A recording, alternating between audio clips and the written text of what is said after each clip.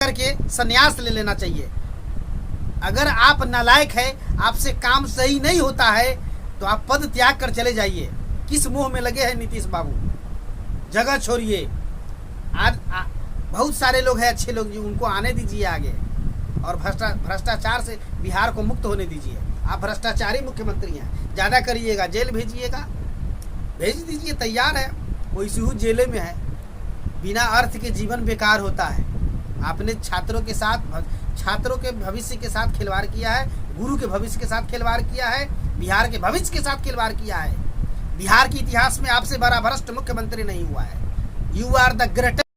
JKY की आवाज़ channel के तमाम श्रोताओं को जलेश्वर कुमार यादव का प्यार भरा आदाब, सलाम, नमस्कार, प्रणाम। बिहार के युवाओं, आप सभी को जागने की सख्त ज़रूरत है और इस सरकार को उखाड़ करके फेंक देने की सख्त ज़रूरत है। वो मामला है क्या, बिहार में जो अभी जो घोटाला हुआ है, जो घोटाला चरम सीमा को पार कर गया है, बिहार में भ्रष्टाचार चरम सीमा को पार कर गया है, उसी कड़ी में बिहार STET परीक्षा 2019 में व्यापम घोटाले के समान नीतीश सरकार द्वारा महाघोटाला जो किया गया है, जिसका हाई कोर्ट के देखरेख में CBI की जांच का मैं मांग करता हूं। और इसी कड़ी में आज हम तमाम श्रोताओं को वैसे एक शख्स से मिलाने जा रहे हैं जो STET क्वालिफाइड है और वो क्या कहेंगे डीपली इस चैनल पर आज अपनी मन की बात खुल करके रखने जा रहे हैं। आप तमाम श्रोताओं बंधुओं से, STET क्वालिफाइड छात्रों से हम अपील करते हैं कि इस वीडियो को, इस न्यूज़ को सब्सक्राइब करते हुए, लाइक करते हुए अपने दोस्तों को आगे की ओर शेयर करते चलना है और उन दोस्तों को आगे शेयर करने के लिए बोलना है और सबको यूनाइट होने के लिए कहना है कि जो इस महाघोटाले का जांच हाई कोर्ट के निर्देश में CBI के द्वारा होना चाहिए और इस भ्रष्ट मुख्यमंत्री जो अभी भी कुर्सी को हड़पे हुआ है, कुर्सी के लालच में इसके कुर्सी से उठा करके बिहार से भगा देने की दृढ़ संकल्पित आप सभी को होना है। तो हम अभी मिला रहे हैं आपको STET क्वालिफाइड छात्र अभ्यर्थी के वैसे शख्स से जो आज इस चैनल के खास मेहमान हैं। जी, आज इस चैनल के आप खास मेहमान हैं, आप अपना परिचय देंगे। मैं गुलाब सिंह सीतामढ़ी बिहार से बोल रहा हूँ। मैं 2019 के STET एग्ज़ाम में क्वालिफाइड अभ्यर्थी हूँ। एक चीज़ बताएंगे, STET 2019 के कितने सीट के लिए परीक्षा ली गई थी? 37,555 सीट के लिए परीक्षा ली गई थी। इसमें कितना उत्तीर्ण हुआ था? 30,675 विद्यार्थी इसमें क्वालिफाइड हुए थे, यानी कि लगभग 6,000 सीट खाली रह गया था। अच्छा, नीतीश सरकार ने क्या गड़बड़ी की? बैंक से सीट बेचना चालू किए, वहाँ से फ़ोन आता था, बहुत सारा वीडियो YouTube पर डाला हुआ है। फ़ोन आता था, इतने पैसे दो, 60,000 दो, 1 लाख दो और तेरे को मेरिट लिस्ट में डाल देता हूँ। इस प्रक्रिया के तहत बहुत सारे सीट बेचे गए और सरकार ने बाद में कहा कि अब 80,000 क्वालिफाइड है, यानी कि इसमें कहाँ तक सत्यता है? पूरी सच्चाई है। जब सरकार खुद एक तरफ घोषणा कर रही है, न्यूज़पेपर के माध्यम से अनाउंस कर रही है कि 30,675 विद्यार्थी क्वालिफाइड है, एक और ये घोषणा कर रहा है और दूसरी ओर कह रहा है 80,000 क्वालिफाइड है, तो इतने 50,000 लगभग क्वालिफाइड कहाँ से आ गया? इसका सीधा सा मतलब है कि इसमें व्यापम घोटाले के समान, जिस तरह से मध्य प्रदेश में व्यापम घोटाला हुआ था और शिक्षा घोटाला हुआ था बहुत बड़ा देश के अंदर में, उसी तरह का यह बिहार सरकार का व्यापम घोटाले के समान यह महा घोटाला है, जिसमें लगभग 50,000 सीट की खरीद बिक्री हुई है। इसमें जो खरीद बिक्री जो हुई है, ये सारा श्रेय किसको जाता है? नाम बताएंगे उनका।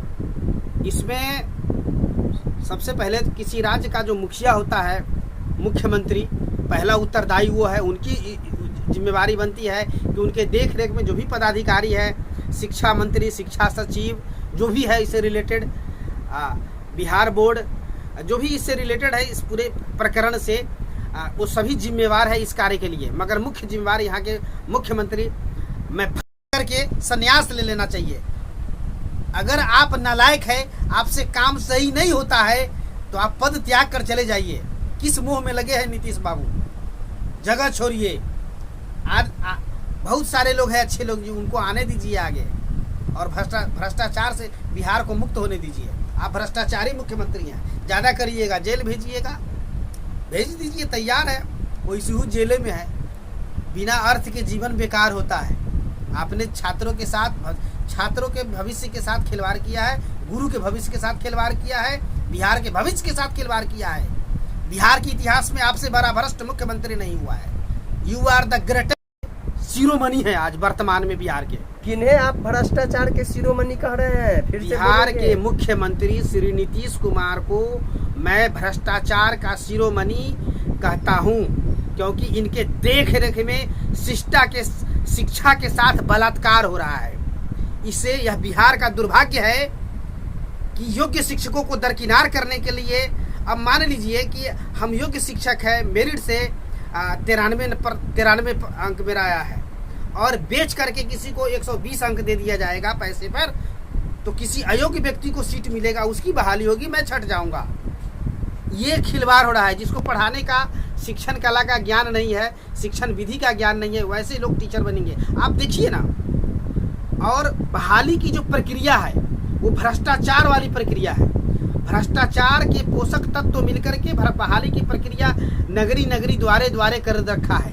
एक जगह एकीकृत केंद्र पर बहाली होनी चाहिए थी, लेकिन यह सरकार भ्रष्टाचार कर रही है। आज भी 6ठे चरण में भ्रष्टाचार हो रहा है। वो सीट पूरा फुल होने का चांस नहीं है। जहाँ 4-4 हजार है सीट, वहाँ 1500 की बहाली हो रही है, बाकी सीट खाली जा रहा है। सरकार की प्रक्रिया भ्रष्टाचार युक्त है। इसलिए ऐसे मामले में हाई कोर्ट के देख रेख में सीबीआई के जांच की जरूरत है।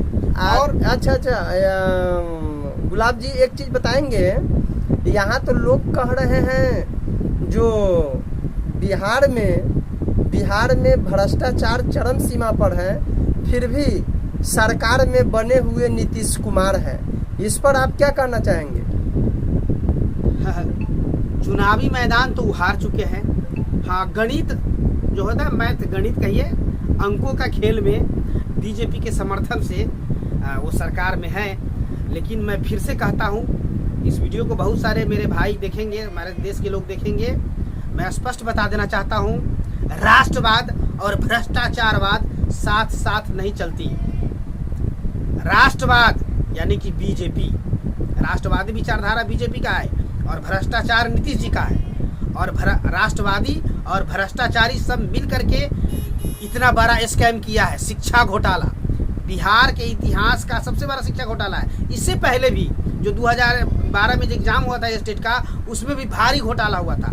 बिहार में ऐसा कोई एग्जाम नहीं होता जिसमें करप्शन न हो, और नीतीश सरकार इसमें मुख्य अभियुक्त है इसके। अच्छा, एक चीज बताएंगे आप, कहीं पर डकैती होती है, उस डकैती में सोना चांदी लूटा जाता है, और वो चोरवा उस सोना चांदी को सीतामढ़ी में ला करके या मुजफ्फरपुर में ला करके, यानी कहीं भी, किसी भी राज्य का नाम ले लीजिए, किसी भी जिला का नाम ले लीजिए, वहाँ के सोना चांदी के दुकानदार के माध्यम से बेच दिया जाता है।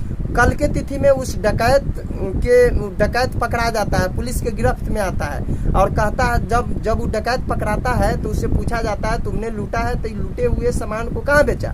तो वो डायरेक्ट मुजफ्फरपुर ले जाता है और बोलता है मैंने फलने दुकानदार को दिया है, अमुक दुकानदार को दिया है। तो वहाँ पर पुलिस दोषी, जितना वो डकैत है उतना ही दोषी ठहरा देता है उस दुकानदार को। तो क्या अभी बिहार में जो नीतीश कुमार है, नीतीश कुमार आपके यानी कथनानुसार जो भ्रष्टाचारी मुख्यमंत्री है और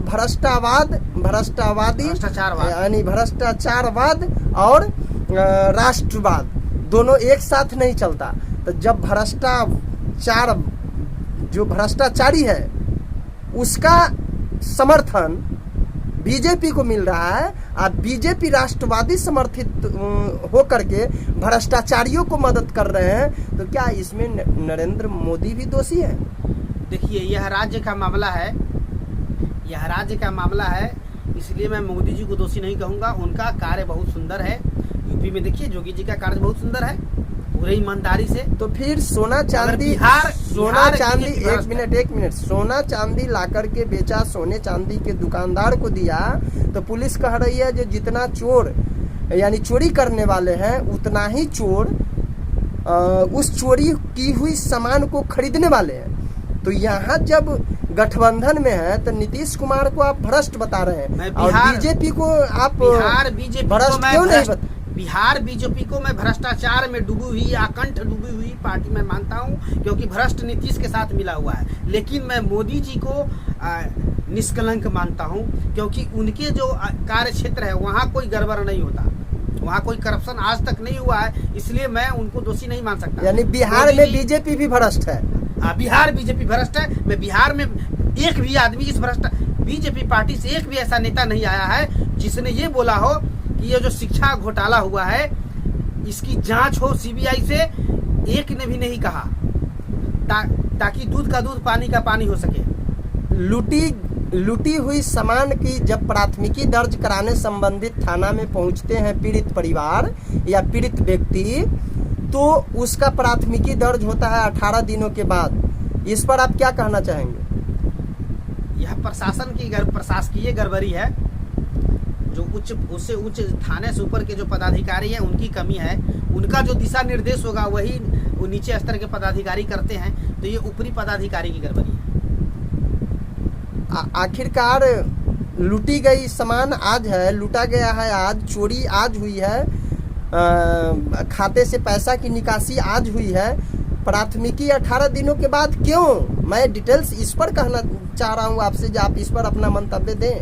हाँ, इसका भी सीधा मामला भ्रष्टाचार से जुड़ा है। पैसा दीजिए दर्ज हो जाएगा, तो नहीं पैसा नहीं दीजिएगा, करप्शन नहीं करिएगा। आप इस चीज को मान रहे हैं बिहार में भ्रष्टाचार चरम सीमा को पार कर गया है?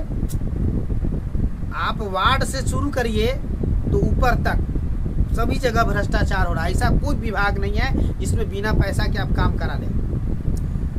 बिहार में भ्रष्टाचार चरम सीमा को पार कर गया है, फिर भी बिहार में नीतीश कुमार कायम है।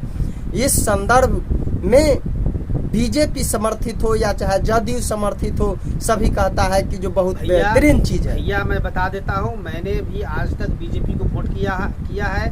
मैं पिछले 20 सालों से संघी व्यक्ति हूँ, राष्ट्रवादी व्यक्ति हूँ और देश हित में काम करता हूँ जहाँ भी रहता हूँ।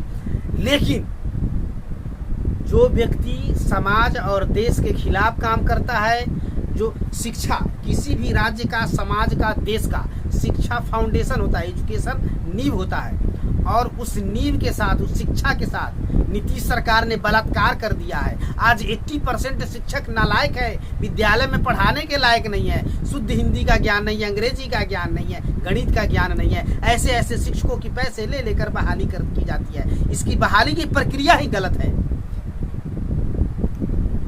इस चीज को आप मान रहे हैं कि जो वो चाहे बीडीओ का कार्यालय हो, सीओ का कार्यालय हो, डीएम का कार्यालय हो, एसपी का कार्यालय हो, या चाहे संबंधित जितना भी थाना है, सब में बिना यानी लोग परेशान क्यों है सभी जगह? मैं दावे के साथ कहता हूँ, मेरे जो अब तक के जीवन का अनुभव है, बिहार के जितने भी बड़े बड़े पदाधिकारी हैं, अगर उनके संपत्ति की जांच की जाए तो खरबों की अवैध संपत्ति निकलेगी, जो कि भ्रष्टाचार का होगा। अब इससे ज़्यादा मैं नहीं बोलना चाहता हूँ। शिक्षा के विषय पर बात करिए, जो STET अभ्यर्थी है उनको आपस में लड़ाने के लिए मेरिट इन मेरिट कर दी, जाते मेरिट और नॉट इन मेरिट में बांट करके विद्यार्थी को परेशान कर दिया। विद्यार्थी लोग कोर्ट में गए हैं। अब यही स्थिति है कि मगर किसी ने CBI 4 केस लगभग फाइल हुआ है हाई कोर्ट में, परंतु एक में भी किसी ने यह मांग नहीं की है कि इसकी जांच हो, इसकी जांच हो, CBI जांच हो हाई कोर्ट के देखरेख में, और छात्रों के साथ न्याय हो, शिक्षकों के साथ न्याय हो। जी गुलाब जी, हम जाते जाते आपसे एक चीज और जानना चाहेंगे। जो हमारा जो बिहार है, इस बिहार में शिक्षा पूरी तरह से चौपट हो गई है। दूसरी ओर बाजार में जो भीड़ लग रही है, तो उस भीड़ के मद्देनजर भीड़ लगने दिया जा रहा है, और बच्चों के पढ़ाई के लिए सरकारी संस्था हो या निजी संस्था हो, इन सारी संस्थाओं पर सरकार पूरी तरह से अंकुश कसी हुई है कि जो विद्यालय को नहीं खुलने देंगे, कोचिंग नहीं चलाने देंगे, तो हमारे बिहार के विद्यार्थियों का भविष्य कैसा होगा? आप क्या कहना चाहेंगे इस पर? कोरोना काल में बीमारी को देखते हुए सुरक्षा के दृष्टिकोण से यह जरूरी भी था, परंतु मैं फिर से उसी बात पर आता हूँ कि शिक्षा व्यवस्था के साथ जिन जिन पदाधिकारियों ने रेप किया है, बलात्कार किया है शिक्षा का, यानी कि बच्चों के भविष्य से खिलवाड़ किया है, बिहार के छोटे छोटे नन्हे मुन्हे बच्चों की पढ़ाई के साथ खिलवाड़ किया है, अयोग्य शिक्षकों की बहाली के द्वारा, ऐसे रेपिस्ट को सजा मिलनी चाहिए।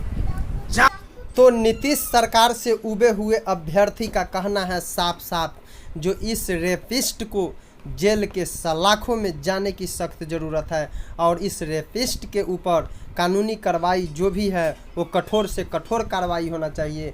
तो देखते रहिए, हमारे साथ बने रहिए इस चैनल के साथ। अगला न्यूज देखने के लिए हमारे चैनल को सब्सक्राइब करते हुए नोटिफिकेशन के बटन को दबा दीजिए, और फिर हम मिलते हैं अगले एपिसोड में।